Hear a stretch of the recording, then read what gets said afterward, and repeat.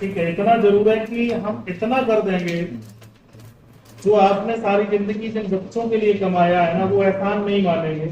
अगर अब आप कुछ समाज के लिए करोगे तो लाखों हमारे जैसे आपके पीछे होंगे। हम बहुत ऐसे लोगों को पकड़े हुए हैं जो लोग अब हमारे साथ हैं। लेन देन नहीं करता हूँ, मुझे पैसा नहीं कुछ चाहिए, है तो दो, नहीं है तो मेरा खाओ, है तो जरूर दे देना, कोई जरूरत नहीं है, लेकिन कुछ अब ऐसा करो लाइफ जो हमने संतान और परिवार के लिए कमाया है, कुछ उसके लिए भी तो कमाया। किस काम आएगा ये? किसी काम में नहीं आएगा। मैं जो यहाँ कमाता हूँ बाहर, इससे ज्यादा हम अपने सेंटर पे कमा लेते हैं, फिर क्या जरूरत है यहाँ मुझे रखकर खाने की। लेकिन आप जैसे लोगों को राह देने के लिए कुछ मौका मिल जाता है। अब इधर से निकलेंगे तो 2-4 लोग तो मिले हैं। अभी हमने बहुत से लोगों को बोला कि भैया कुछ पेड़ लगाओगे, हाँ नहीं निकल रहा, हम नहीं लगाएंगे। जब आप पेड़, जिन लोगों ने पेड़ नहीं लगाए ना, आप स्टाम्प पे लिख लो, उनको दर्द नहीं लाइफ में जाएगा, वो दर्द से पीड़ित रहेंगे ही रहेंगे। अपने हाथ से पेड़, अपने हाथ से दर्द नहीं होगा। वो भी पेड़, नीम का पेड़, वो भी पेड़ बीज वाले, कटिंग वाले, ये दर्द का सबसे अच्छा और परमानेंट समाधान है। ठीक है ना। अब जिनको लंग्स से रिलेटेड प्रॉब्लम है, ठीक है ना, तो लंग्स ऑक्सीजन से संबंध रखती है, और ऑक्सीजन को शुद्ध रखने के लिए सबसे अच्छा है कि आप अपने घर में अनुष्ठान करें, कुछ धूप बत्ती लगाएं। ठीक है ना। और दूसरा जैसे किडनी है, किडनी को अगर ठीक करना है, परमानेंट हमें कोई यूरिन के डिसीज ना हो, तो पानी लोटे का पिए। उसका जो सही इलाज है कि आप कुएं की साफ सफाई कराएं, किसी कुएं को जीवन दान दें, तो आपकी किडनी कभी गड़बड़ नहीं करेगी। कुआं है कहाँ? कोशिश करो। हमने करने के बाद भी नहीं होगा। हमने कई कुओं को जीवन दान दिलवाया है।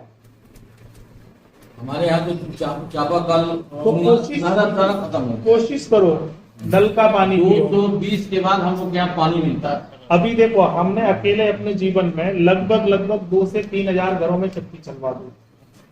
कुछ तो हमने किया, हम सुधरेंगे तो युग सुधरेगा। तो कोशिश तो हम कर सकते हैं, तो जो सही इलाज है गुरुजी तरीके से। एक चीज क्लियर कीजिएगा, जैसे आपने बोला ना कि जिनको लंग्स की प्रॉब्लम है वो घर में धूप बत्ती अनुष्ठान करें, तो वो धूप बत्ती कैसी अनुष्ठान क्या होता था हमारे यहाँ? हर समय एक रोटी होती थी। पहली रोटी किसके लिए होती थी? जा रही है क्या घरों में से? नहीं जा रही है, तो वो यज्ञ होता था। यानी इस तरीके से कई यज्ञ होते थे। यानी यज्ञ तो निकालती है रोज गाय के लिए, हर पर स्वयं नहीं देती है ना। कुत्ता के लिए, एक गाय के लिए होती थी, एक कुत्ता के लिए भी होती।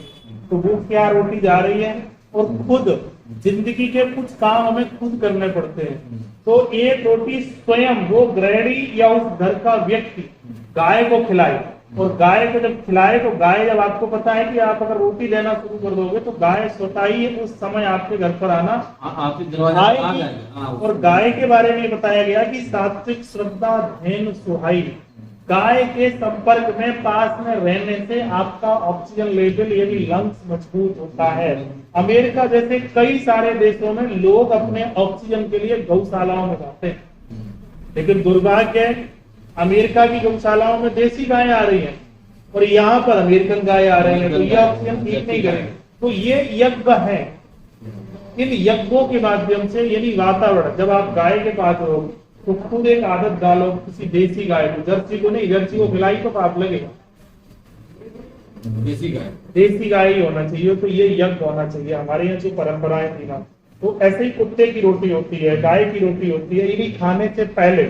और जिस दिन हम व्रत करते हैं उस दिन जो हम खाते हैं उतना अन्न किसी इंसान को नहीं, किसी साधु ब्राह्मण को नहीं, वो उन लोगों को खिलाओ, उन जीवों को खिलाओ जो निराश्रित है। यानी बहुत सारे पेड़ों के नीचे चिड़िया हैं, उनको आप वो अन्न को जाकर के आप खिलाइएगा। तो ये यज्ञ है। यानी ऐसे लोगों को आप सहयोग करें जो निराश्रित है। कल जो आए थे मित्र खट्टू, उनका दादी को देखते थे, हम बच्चा थे, तो तालाब के किनारे मतलब चींटी जो रहता था उसका जो मैंने बुद्धा था, तो चीनी के लिए ये सब जगह ये देते जाते थे। अब एक चीज और मैं आपको बताऊं, आप भी जो बड़े बड़े कथाएं भागवत या भंडारे होते हैं ना, उनमें कुछ लोग हैं ना कि बड़ा दान उसने कर दिया, सबसे बड़ा दान उसने किया है।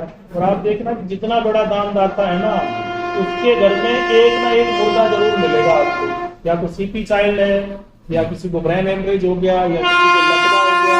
ये सब उन्हीं बड़े दानदाताओं के घर में क्यों है? कभी सोचा है? जाता है। रहता है ना, आपने भी नोट किया। जब वो सबसे बड़ा दान करते हैं तो उनके घर में मुर्दा क्यों है? उनके घर में तो कोई बीमार होनी नहीं चाहिए। मतलब किसी पापी, अनर्गल, अभागे व्यक्ति का सहयोग करना भी तो पाप है या नहीं? एकदम। तो जो हो रहा है वहां पर, कराने वाला क्या झोपड़ी में रहता है बाबा जी या गुरु जी? वो किस पर रहता है? बेड पर है ना, एयर कंडीशन उसकी गाड़ी। तो वो त्यागी है या साधु है या प्रकृति प्रेमी है? प्रकृति तो उसके आश्रम में कुछ है नहीं, तो वहां देने से पाप हुआ या पुण्य? उन्हीं का भाग, पापे का भाग भी बनेगा ना। इसलिए हर बड़े धर्मात्मा जो कहते हैं ना कि मैं बहुत बड़ा जो है ना